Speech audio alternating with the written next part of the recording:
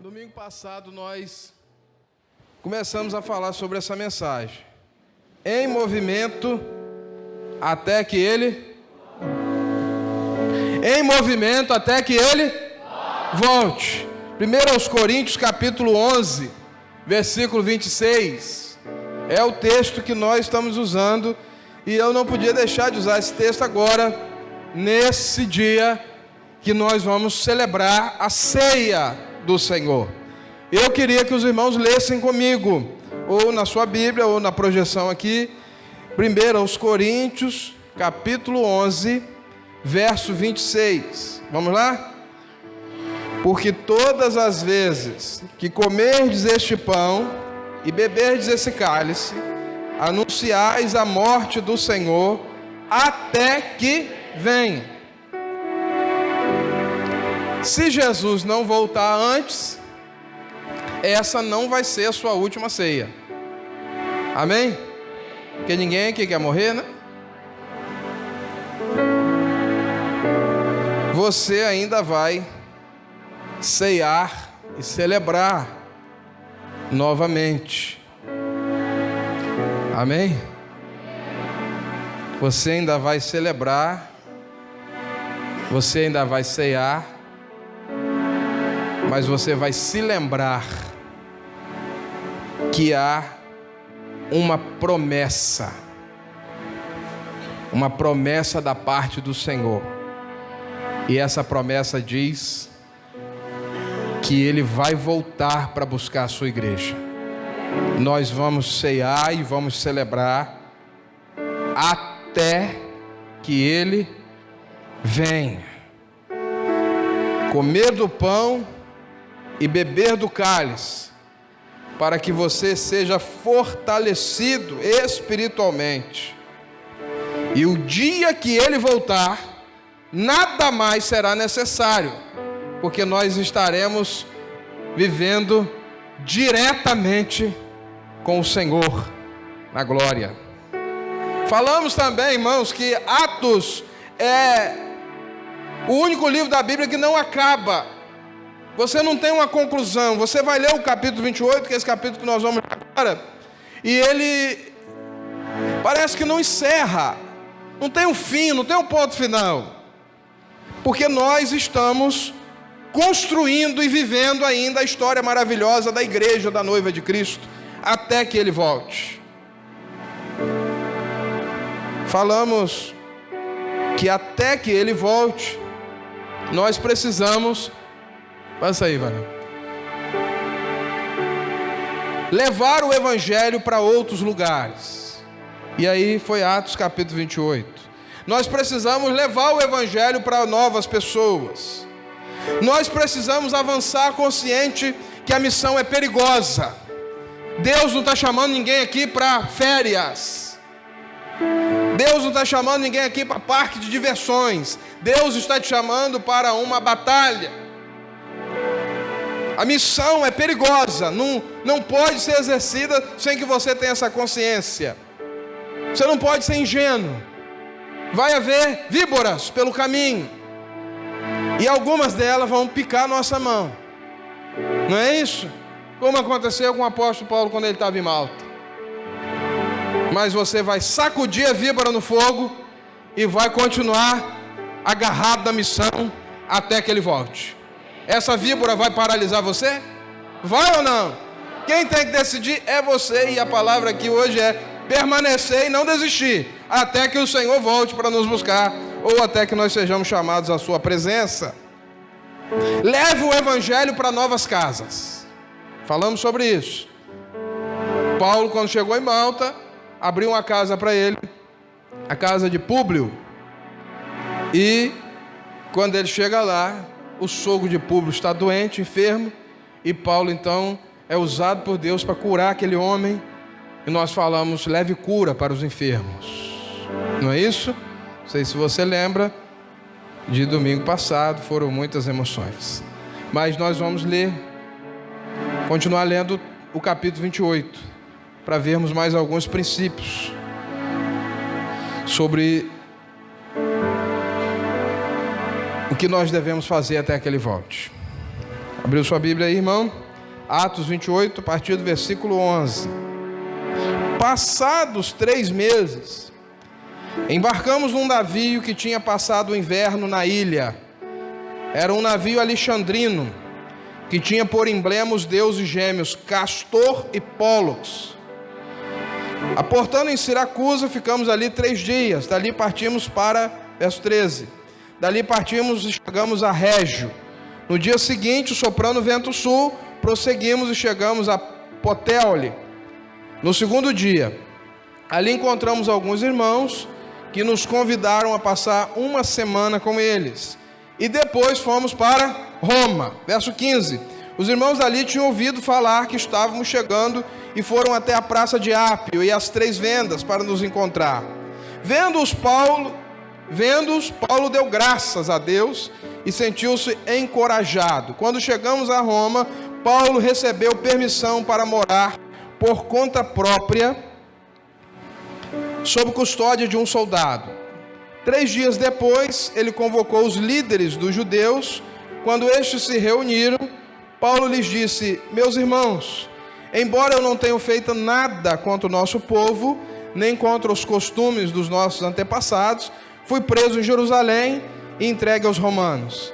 Eles me interrogaram e queriam me soltar, porque eu não era culpado de crime algum que merecesse pena de morte. Todavia, tendo os judeus feito objeção, fui obrigado a apelar para César. Não, porém, por ter alguma acusação contra o meu próprio povo. Por esta razão, pedi para vê-los e conversar com vocês, por causa, atenção aqui, por causa da esperança de Israel, é que estou preso com estas algemas. Verso 21, vamos ler juntos? Eles responderam: não recebemos nenhuma carta da Judéia a seu respeito, e nenhum dos irmãos que vieram de lá relatou ou disse qualquer coisa de mal contra você. Verso 22 diz: todavia queremos ouvir de sua parte o que você pensa, pois sabemos que por todo lugar há gente falando contra essa seita. Assim combinaram encontrar-se com Paulo em dia determinado, indo em grupo ainda mais numeroso ao lugar onde ele estava. Desde a manhã até a tarde ele lhes deu explicações e lhes testemunhou do reino de Deus, procurando convencê-los a respeito de Jesus com base na lei de Moisés e nos profetas. Alguns foram convencidos. 24, vamos ler? Alguns foram convencidos pelo que ele dizia, mas outros não creram. Discordaram entre si mesmos e começaram a ir embora, depois de Paulo ter feito essa declaração final: bem que o Espírito Santo falou aos seus antepassados por meio do profeta Isaías. Vai este povo e diga: ainda que estejam sempre ouvindo, vocês nunca entenderão, ainda que estejam vendo, jamais perceberão. Pois o coração deste povo se tornou insensível, de má vontade. Ouviram com seus ouvidos e fecharam os seus olhos. Se assim não fosse, poderia ver com seus olhos e ouvir com seus ouvidos e entender com o coração e converter-se, e eu os curaria. Portanto, quero que saibam, 28, que esta salvação de Deus é enviada aos gentios, eles a ouvirão. Depois que ele disse isso, os judeus se retiraram, discutindo intensamente entre si. Vamos ler juntos o 30 e o 31 para fechar? Está aqui na tela. Por 2 anos inteiros, Paulo permaneceu na casa e recebia todos os a respeito do Senhor Jesus Cristo, abertamente e sem impedimento algum. Feche seus olhos, pede a Jesus para falar no seu coração. Pai, nós estamos aqui nessa noite tão especial. É a noite que o Senhor reservou para nós. Fala ao nosso coração. Nos abençoe, Deus. Em nome de Jesus. Amém. 6º ponto em cima desse texto é: até que Jesus volte, abrace novos desafios e recomece. Vamos falar juntos? Abrace novos desafios e recomece. Talvez você vai ser um instrumento de Deus na vida de alguém aqui. Fala para a pessoa que está do seu lado: irmão ou irmã, abraça novos desafios e recomece. Escreve aí: abrace novos desafios e recomece. Aonde eu estou baseado? Verso 11: passados 3 meses, embarcamos num navio que tinha passado o inverno na ilha. Era um navio alexandrino, que tinha por emblema os deuses gêmeos Castor e Pólux. Nós vimos que Paulo, depois do naufrágio, ele para numa ilha chamada Malta. Quem se lembra? Ele está lá em Malta. Ele é recebido, as pessoas abrem o coração, ele prega, pessoas se convertem, tem coisas maravilhosas acontecendo em Malta. 3 meses depois, diz o texto, que era hora de sair de Malta. E ir para onde? Qual era o destino dele? Malta era o destino dele? Roma. Malta é apenas uma parada. O destino final é Roma. Tome cuidado para não ficar em Malta quando Deus te quer em Roma. Tome cuidado para não ficar na parada e esquecer que você tem um destino final e que você deve continuar se movimentando até que ele volte. Guardou aí a primeira lição ou não? Amém, irmão? Repare bem um detalhe. Quando ele chega em Malta, as coisas dão certo para ele? Dão certo ou não dão certo? Só teve um probleminha ali que a cobra pegou ele, jogou a cobra no fogo, e aí as portas de Malta se abriram. O cara mais rico e mais importante da cidade trouxe Paulo para dentro da casa dele. Ele curou o sogro do cara. Não sei, devia ser agradecido, não tinha problema entre genro e sogro, como tem uns aí e outros, mas ele ficou feliz. Ele deu tudo para Paulo. E Paulo começou a pregar e pessoas convertendo. Talvez alguém pudesse pensar assim: eu acho que Deus mudou de plano. Eu estou tão bem em Malta, eu tenho proteção em Malta, eu tenho provisão em Malta, eu tenho frutos em Malta, eu estou sendo abençoado em Malta. Mas Deus não me quer em Malta. Deus me quer em Roma. Você tem que ter muito cuidado,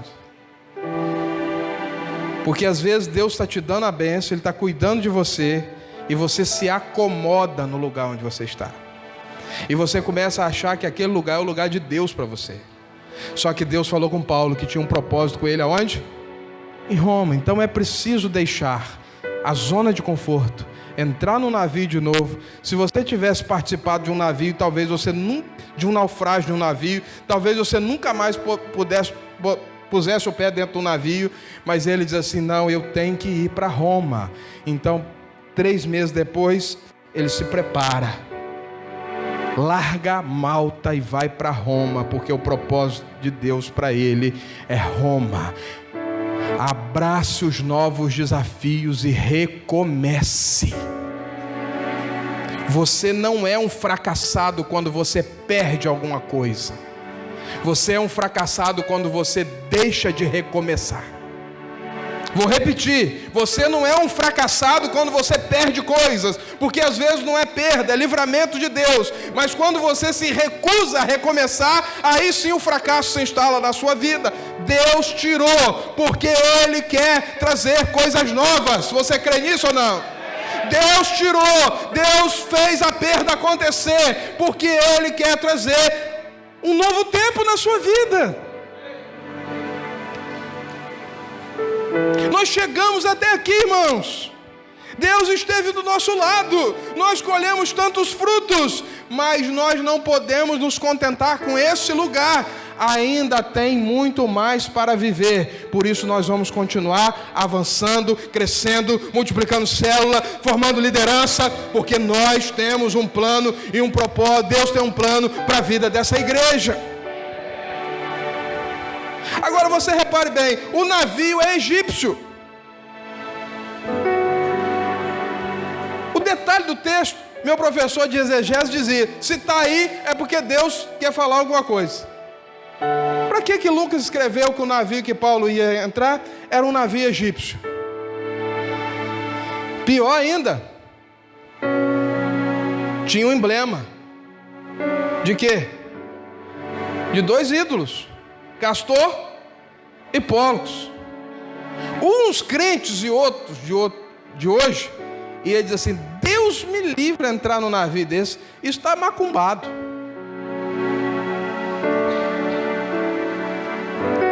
Isso não é propósito de Deus eu entrar no navio desse. Como é que eu vou entrar no navio egípcio? Egípcio já tem um monte são tudo politeísta e idólatra. Repare bem a confusão, irmão. O navio é egípcio, mas os deuses eram gregos. Juntou a idolatria egípcia com a idolatria grega. Aí você, muito espiritual, diz assim, está vendo só? Ó, 2 coisas, egípcio e grego. Isso é sinal de que Deus não quer. Para de dar desculpa, porque desculpa de papudo é friagem. Eu aprendi isso. Não vou nem pedir para você repetir para a pessoa que está do seu lado. Se você procurar uma desculpa, você vai achar. Hoje está muito quente, hoje está muito frio, hoje não é o melhor dia, hoje não é, né? Eu vi no Uber, sabe qual que era a placa do Uber? KPT. Falei, tá repreendido, Senhor, né? Que placa é essa? Se fosse hoje assim, vou cancelar e pedir outro. Isso é mau presságio. Falei com o Jean, cadê Jean? Estava aí. Falei, ô meu irmão, você vai casar em agosto? Você não tem medo desse negócio de mês do desgosto, não? Ele disse, eu sou nova criatura, pastor, já rompi com todas as superstições do passado. Que bênção! Irmão, quem vai ser o abençoador é você. Você não tem que ter medo, e você não tem que recuar, porque o Deus Todo-Poderoso está ao seu lado, ou não? Você vai ter medo de placa KPT, de emblema de Pólux, de não sei de quê? Eu não tenho medo de nada, porque quem está do meu lado é o mais poderoso que tudo que tem. Tem gente assim, pastor, eu encostei perto de uma pessoa, a pessoa estava tão ruim que eu fiquei ruim. Você não entendeu quem você é. Você não entendeu o evangelho. Se o cara está ruim, está perto de você, ele que vai ficar bom, não é você que vai ficar ruim. Chegou uma pessoa aqui carregada. Se chegou carregado, você começa a descarregar o cara na oração. Não vai falar, mas você já começa a abençoar. O que é isso? Uma leva de crente hoje fraco. Chega num lugar, o clima aqui está ruim até você chegar lá. Você chegou, começou a orar, o Espírito Santo entrou, mudou. É ou não é? Você chega no seu ambiente de trabalho, o negócio está pesado porque você não orou, está pesado porque você não chegou lá com a autoridade que Deus te deu. Amém, irmão? A efetividade da luz é no meio das trevas. Se eu acendo uma lanterna aqui, uma vela aqui, que diferença que vai fazer? Agora, se tiver tudo escuro e eu acender uma vela, faz a diferença ou não faz? Então, luz é para brilhar no meio de trevas. Se você vem dizer, pastor, ora por mim, eu preciso mudar de emprego, lá só tem gente que fala piada imoral, que fala palavrão, tudo lá. É lá que Deus te colocou. Eu não oro por você mudar de emprego, não. Porque você quer mudar de um emprego para ter muito crente, onde junta muito crente da fofoca. Eu conheço, não é não? Começa a falar tudo mal do pastor, da igreja, da célula. Estou falando bobagem aqui? Então é lá no meio dos não crentes que Deus te colocou para você ser luz, para você fazer a diferença. Ninguém falou glória a Deus. Presta atenção numa coisa, irmãos. Deus abre e Deus fecha ciclos na nossa vida. É assim que acontece. Deus abre e Deus fecha ciclos no nosso ministério. Falei aqui domingo passado, você não pode estar apegado nem a lugar nem a cargo, porque o Senhor pode te movimentar para qualquer lugar aqui dentro dessa igreja e até para fora daqui você pode ser enviado para fazer a obra. Não, porque esse lugar aqui é cativo meu. Desde que o mundo é mundo, eu participo desse ministério. Mas vai ter uma hora que Deus pode te tirar e botar outro no seu lugar. Pode não? É assim que funciona. Malta foi muito bom. Deus me abençoou. Eu cresci. Eu frutifiquei. Deus cuidou de mim. Mas agora, tchau Malta, eu estou indo para Roma, porque Deus tem um propósito na minha vida lá. Eu tenho que tomar um navio e eu tenho que recomeçar a minha caminhada.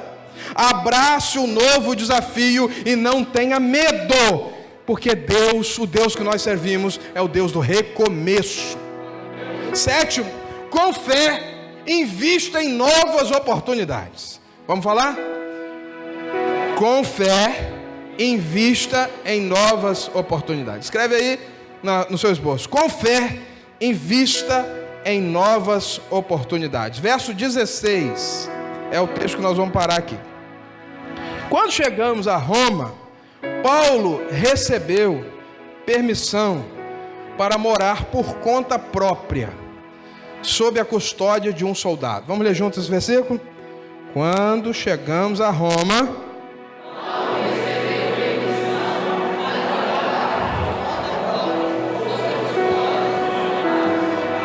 vai vendo um detalhe maravilhoso. Paulo ficou 3 meses aonde? Malta. Ele chega em Malta como o que, gente? Quem lembra? Como um náufrago.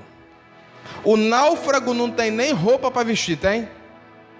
Ele só tem a roupa do corpo e ainda molhada. Ele é um prisioneiro e agora ele é um náufrago. Ele não tem dinheiro, ele não tem nem roupa. Deus aporta ele em Malta e abre a porta para ele estar dentro da casa de Públio, e Públio começa a abençoar a vida dele, e os irmãos começaram a prover tudo que Paulo precisava. Quando ele chega em Roma, ele é náufrago? Ele não tem, ele está com a mão na frente ou atrás? Não. Ele tem recursos. Recursos para quê? Para alugar uma casa, porque era pago, e ainda para manter um soldado, porque era o prisioneiro que pagava. Se ele não tivesse recurso, ele ia para uma masmorra, numa cadeia pública, e ia morrer lá e não ia ter oportunidade. Pare e pensa no detalhe do texto. Deus fez com que Paulo naufragasse em Malta para poder cuidar dele, para poder abençoá-lo, para poder ele chegar em Roma, não como um pobre coitado, mas ele chegar em Roma com recurso para se manter e com recurso para continuar fazendo a obra de Deus. Irmão, a história não é contada toda para nós vamos vivendo um passo de cada vez, mas nós temos um Deus que conhece a história toda.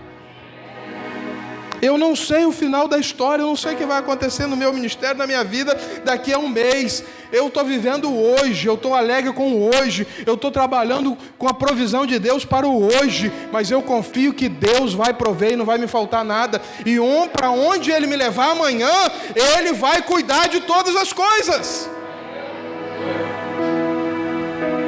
Porque é o Deus que me chamou, o Deus que te chamou, é o Deus que está do seu lado e vai contigo até o final. Deus provê tudo, mas Deus provê tudo quando você está na visão de Deus. Quando você está na visão correta, quando você está fazendo a coisa certa, não se preocupe, Deus vai cuidar de você. A parada em Malta foi estratégica, foi onde ele recebeu a provisão. Se ele não tivesse parado em Malta, ele não teria recurso para se manter em Roma. Tá certo, irmão, ele chegou lá por causa de um naufrágio. Mas Deus é assim, Deus está trabalhando na história. Às vezes uma coisa ruim te acontece porque Deus vai usar aquilo para te dar um up lá na frente. Eu tenho um Deus que está conduzindo, Deus está conduzindo sua história. Eu creio que Deus vai levantar pessoas para nos abençoar. Sonha, trabalha, realiza. E não se preocupe com a provisão, porque ela vai vir das mãos de Deus. Você vai sonhar, você vai trabalhar, você vai realizar, e Deus vai cuidar do resto. Creia que Deus está contigo e não vai te abandonar. Creia que o Deus que nós servimos é o Deus que vai abrir as oportunidades. E agora Paulo está em Roma, capital do império, e não é um pobre coitado, não é um homem desprovido. Ele é um homem que tem recurso para alugar uma casa, para manter um soldado e para continuar fazendo a obra de Deus, porque existe um Deus que está cuidando de todas as coisas. Oitavo, mantenha a sua fé viva. Mantenha viva a esperança da fé. Mantenha viva a esperança da fé. Vamos falar juntos? É o texto, é o verso 20. Por essa razão, pedi para vê-los e conversar com vocês. Por causa de quê? Por causa de quê, irmãos? Por causa de quê? Da esperança de Israel é que eu estou preso com essas algemas. Você não é vítima. Em nome de Jesus, coloca isso na sua cabeça de uma vez por todas. Você não é a vítima da história. Vamos parar com esse vitimismo. Você não é um coitado. Você é filho de Deus. Pouca gente falando amém. Você não é vítima. Você é filho de Deus. Deus tem um propósito na sua vida. O que move Paulo não é a circunstância. O que move Paulo é o Deus da fé e da esperança que está impulsionando ele. Eu posso estar em qualquer lugar, diz o apóstolo Paulo. Eu posso estar em Roma, eu posso estar em Malta, eu posso ser náufrago, eu posso não ter nada, eu posso ter tudo, eu posso ter uma casa alugada, eu posso estar preso, mas eu sei que eu estou aqui por causa da esperança de Israel. Eu não sou vítima, eu não estou preso, eu não sou um coitado. É Deus que está me sustentando e me abençoando, porque dentro de mim há viva a esperança de Israel. Para de reclamar, para de se lamentar. Paulo está acorrentado, tem um soldado, mas ele não está dizendo: ah, eu sou um coitado, ah, tem um soldado aqui 24 horas na minha casa, ah, eu estou preso, ah, eu fui traído pelos meus irmãos. Ele está dizendo: sabe por que eu estou preso? Porque tem uma viva esperança dentro de mim. Como é que Deus vai te levar para o próximo nível se você não está satisfeito no nível que você está? Como é que Deus vai te dar alguma coisa nova se você despreza aquilo que você tem? Como é que Deus vai te subir se você maldiz o lugar onde você está?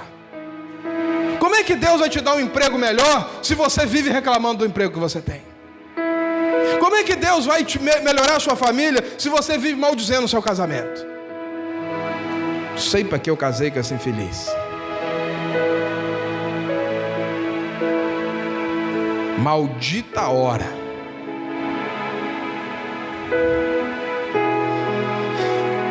Paulo diz: eu aprendi a estar contente com toda e qualquer situação. Tudo posso naquele que me fortalece. Sabe por quê, irmãos? Que nós somos capazes de estar satisfeitos e contentes com qualquer situação quando nós estivermos cheios do Espírito Santo de Deus. Seja feliz, seja realizado. Tem gente que diz assim: ah, pastor, eu queria ser feliz. Por que você não é feliz? Por que você não é feliz? Porque a sua felicidade não está em Deus, a sua felicidade está na circunstância. Aí você quer mudar a circunstância para ser feliz. Está entendendo que você está focando na coisa errada? Começa a focar em Deus. Eu estou alegre em Jesus. E o povo de Israel aprendeu. A alegria do Senhor é a nossa força. Eles estavam com a cidade tudo arruinada, voltando do exílio. Mas o povo disse assim: vamos nos alegrar, gente. Vamos nos alegrar. Vamos nos alegrar em Deus. Porque é essa alegria que vai nos fortalecer para a gente vencer toda e qualquer adversidade. Para de reclamar. A esperança de Israel vive dentro do seu coração. Não vive não, irmão? A esperança, põe a mão no seu peito e diz: há uma esperança viva dentro de mim. Diga isso: há uma esperança viva dentro de mim.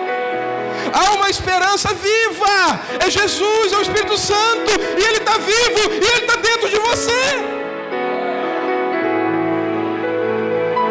Deus quer que você aprenda a confiar nele, independente das circunstâncias. Deus quer que você tire o foco das coisas erradas e ponha o foco nas coisas certas. Eu estou preso, eu estou algemado, mas meu foco não está nessa algema. Meu foco está em Deus. Contentamento, alegria, fé, esperança. Só assim, meu irmão e minha irmã, Deus vai te levar para um outro lugar mais alto, quando você aprender a viver dessa maneira. Nono, esteja consciente das oposições. Ninguém gosta de falar de oposição, gente, mas eu tenho que te falar: vai ter oposição. Você precisa estar consciente disso. Você precisa estar consciente de que nem tudo vai ser fácil para você. Vai ter gente que vai resistir você no caminho.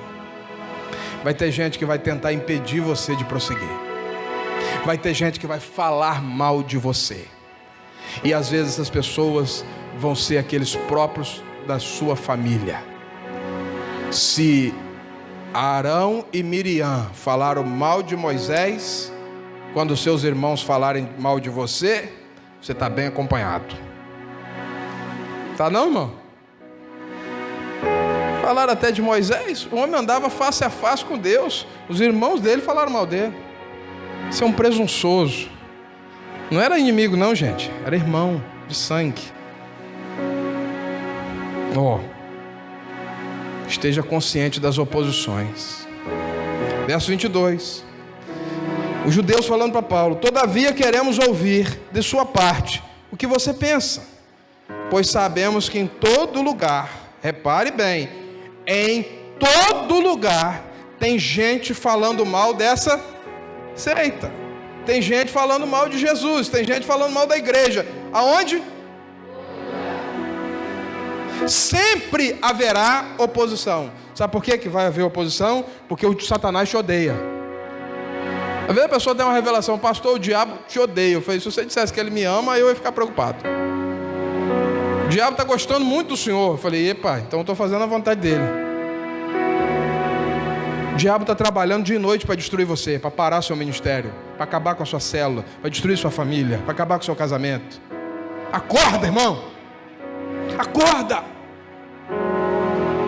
Não é brincadeira, é luta, é guerra. Aí a gente diz assim: pastor, graças a Deus a nossa igreja está crescendo. Graças a Deus nós temos uma igreja que tem célula. Graças a Deus nós não somos igual aqueles outros. Aí faz aqueles outros, que só quer isso aqui. Nós não somos. Graças a Deus nós não somos. Graças a Deus nosso evangelho é saudável.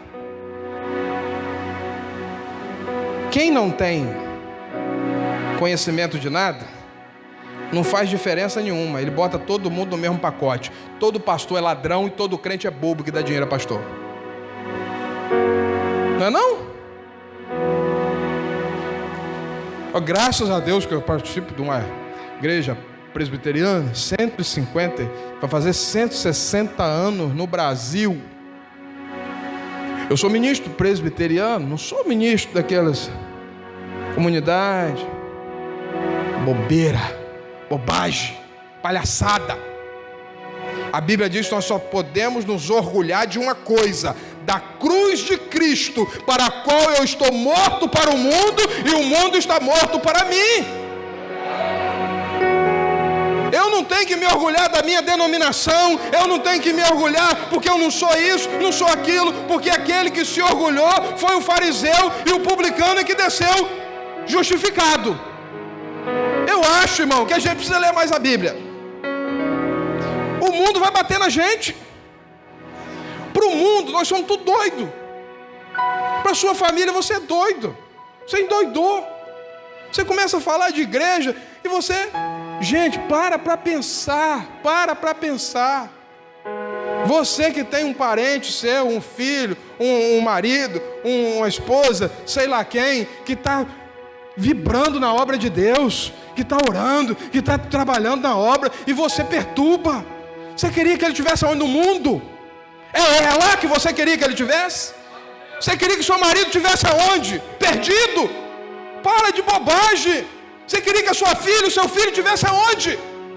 Olha o que Deus está fazendo na vida dele e você ainda critica.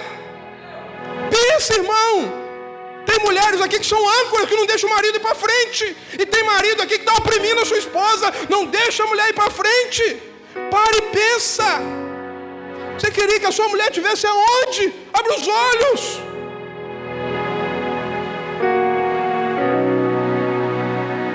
Estou ficando nervoso. Irmão, nós estamos focados numa coisa só. Focado numa coisa só. Nosso foco é Cristo. Nós não estamos brigando um com o outro. Vamos parar com isso, irmão. Não, porque eu sou mais assim, mais assado. Fulano é assim. Aí nós começamos a levantar oposição contra nós mesmos. Para de comparar. Já estamos falando aqui, é menos comparação e mais consagração. Para de comparar que o líder de fulano que é bom, o meu líder não presta. O líder é bom, sabe por quê? Porque ele não te conhece. O dia que ele te conhecer, vai ficar ruim para você. A grama do vizinho é mais verde que a sua, né? Para com isso, gente. Quer ver só uma coisa? Eu vou falar, vou contar de 1 até 3, você vai falar seu nome. Tá bom? Bem alto. Combinado? 1, 2, 3. De novo. 1, 2, 3. Entendeu alguma coisa? Agora eu vou contar de 1 até 3. Nós vamos falar o nome do Salvador da nossa vida. 1, 2, 3. Jesus! Você está entendendo, irmão? Quando você está gritando o nome do seu nome, está gritando sua opinião, está gritando o nome da sua célula, não é isso que Deus quer.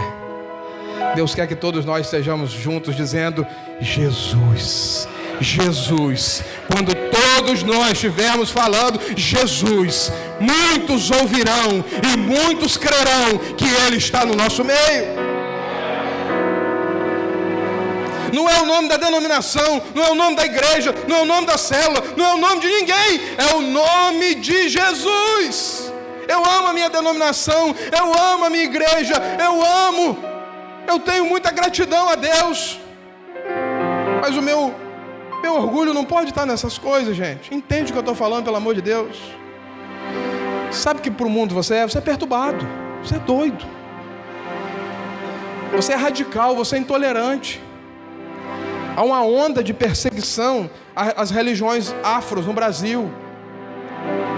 E a imprensa está dizendo que todo evangélico persegue, manda fechar. O Rio de Janeiro, cidade de Campos, para e olha as reportagens. Quando ele fala perseguição de religião, ele está dizendo que é a igreja evangélica que está perseguindo. Aí você diz: mas eu não sou daquela igreja. Não interessa, eles botam todo mundo num pacote. Eles botam todo mundo num pacote, mano. E a Bíblia já disse isso. Para o mundo, a palavra de Deus é loucura. Ninguém vai entender. Mas nós vamos continuar vivendo e nós vamos continuar pregando. Porque Deus tem um propósito na nossa vida. Porque eu creio que é através da pregação que o poder de Deus vai se manifestar e vidas vão se render aos pés do Senhor. Eu não quero que as pessoas entendam o Evangelho. Eu quero que as pessoas creiam no Evangelho. Está entendendo? Você não vai conseguir convencer ninguém. Porque o Evangelho não é para ser entendido. O Evangelho é para ser crido. Se creres, verás a glória de Deus. Desce. Vamos caminhando já para o final. Trabalhe independente das circunstâncias. Trabalhe independente das circunstâncias. Vamos falar juntos? Trabalhe independente das circunstâncias. Verso 24. Olha só, irmão. Alguns foram convencidos pelo que ele dizia. Mas outros... Vamos ler juntos? Você tem que guardar isso. Alguns, vamos lá?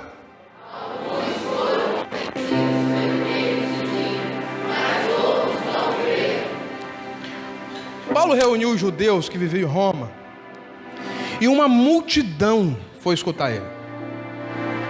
Ele pregou, ele falou, ele deu o melhor dele, ele orou, ele foi para o Antigo Testamento, ele foi para provar que Jesus era o Messias, ele se esmerou, suou a camisa, passou tudo o que ele sabia. Todos se converteram? Todos se converteram? Diz a Bíblia que alguns creram e outros não creram. Está entendendo ou não? Se foi assim com Paulo, vai ser diferente com você?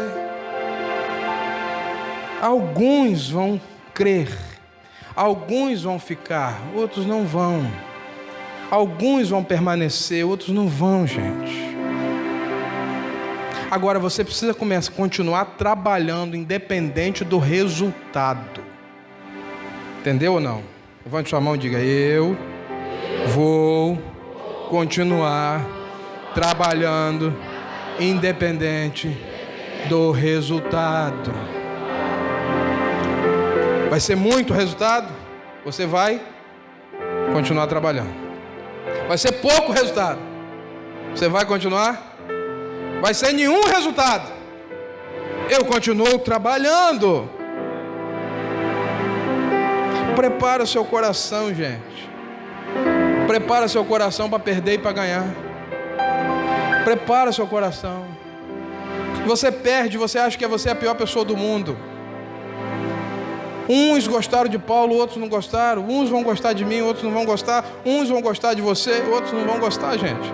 Uns vão querer caminhar contigo, outros vão querer caminhar com o outro. Louvado seja Deus por isso. Paulo e Barnabé, chegou uma hora que ele disse assim: eu vou para lá e você vai para cá, e vamos continuar fazendo a obra. Olha a parábola do semeador. O semeador saiu a semear. Uma parte caiu na beira do caminho, né? Veio a ave, levou. O outro caiu no meio das pedras. Cresceu, mas não tinha raiz, o sol secou. O outro caiu nos espinhos, cresceu, mas os espinhos cresceram juntos, sufocou. E outros caíram onde? Na terra fértil. Quantos por cento? Você que é bom de matemática? 25% das sementes foi que caiu em terra fértil. Se passar de 25%, nós já estamos no lucro. Foi Jesus que falou, para você entender. Aí os que caíram em terra fértil, uns produziram 30, outros 60 e outros 100. Todos produziram 100? Todos produziram 30? Todos produziram 60? Não! Trabalhe independente do resultado. Eu me lembro quando eu entrei na faculdade de Direito, já alguns anos atrás, não gosto nem de pensar. E uma das primeiras lições que um professor de introdução ao direito passou para nós: se você ganhar a causa, se você perder a causa, esquece, segue em frente. Se você ganhar a causa, esquece, segue em frente. Nunca mais esqueci isso. Nós vamos ganhar e nós vamos perder. O que eu não posso é parar. Está entendendo?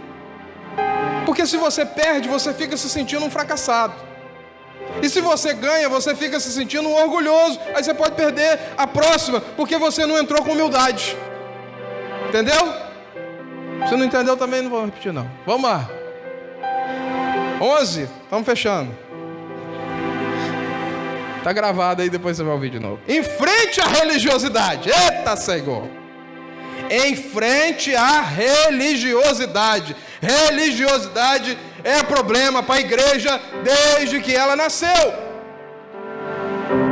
Depois que ele disse isso, os judeus se retiraram e ficaram o quê? Discutindo intensamente entre eles. A religiosidade será sempre um problema a ser enfrentado. Tem problema lá fora e tem problema aqui dentro. Tem luta lá fora e tem luta aqui dentro. É assim. Foi assim com Paulo. Vai ser diferente com você? Vai ser diferente comigo? Os religiosos estão aí. A gente ouve todo dia crítica para tentar nos desanimar. A última que eu ouvi foi o seguinte: uma pessoa falando para outra: não vai para a célula da nossa igreja, não vai para nenhuma célula da nossa igreja, porque toda célula é fofoca. Tudo que acontece na célula, a tapera inteira sabe.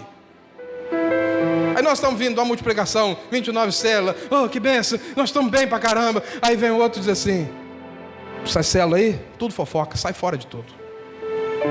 Olha como é que o Senhor fura o nosso balão. Agora você devia parar e pensar. Eu não jogo fora a crítica, nenhuma crítica. Eu não abraço a crítica toda não, mas eu não jogo fora.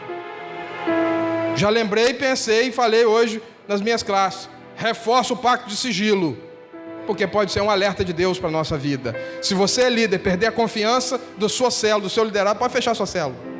Pode fechar, porque você perdeu tudo.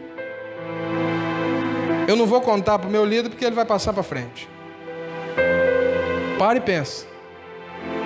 Para e pensa. Mas eu escolho não parar nas críticas. Eu não posso parar, porque o Senhor tem um propósito na nossa vida. Precisamos aprender a conviver. Respirar fundo e seguir em frente. Eu falo para os líderes: você vai receber um nocaute. Todo mundo recebe nocaute. E às vezes você está ali com a cara para cima, você toma um gancho, pai, cai. E o juiz começa a contar: 1, 2, 3. Você acorda rápido. Antes do juiz falar 10, levanta e diz: estou pronto para seguir em frente. Porque você é gadita. Porque Deus que te levantou. Porque você vai à frente. Podia ter um glória aí, irmão. Estou terminando. 12. Seja sempre frutífero. Vale a pena até você repetir. Seja sempre frutífero. Seja sempre frutífero. Verso 30 e 31, para fechar.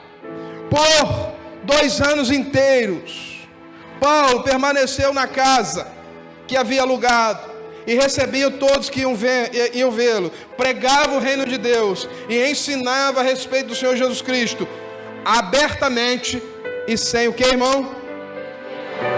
Para e pensa, gente. Onde é que esse homem está? Ele está preso, ele está algemado.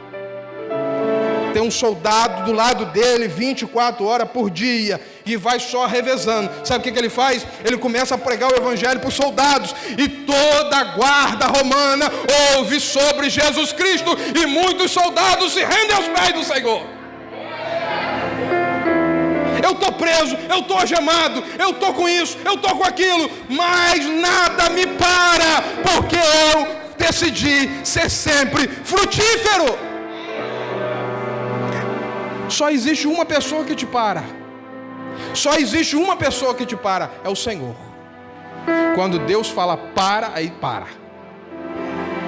Agora o diabo vai me parar? a crítica vai me parar? Você mesmo vai te parar? Você é imparável. Para e pensa. Se o diabo tivesse a oportunidade de te destruir, se ele já não tinha te destruído antes, ele ia deixar você chegar até aqui? Sabe por que o diabo não te destruiu ainda? Porque ele não pode. O diabo só não te destruiu ainda porque ele não pode te destruir. O diabo não vai te parar. Só Deus pode nos parar. Eu estou preso. Paulo, irmão, nessa altura do campeonato, ele já está doente, ele já não consegue nem enxergar, porque diz a história que ele tinha um problema na vista, e ele, em alguma epístola, vai dizer assim: olha, com grandes letras eu estou escrevendo, eu estou preso, eu estou doente, mas eu ainda tenho uma história para construir, porque eu decidi ser frutífero. Tem oposição, tem dificuldade, tem luta, mas eu tenho discípulos para gerar. Eu vou parar? Não posso.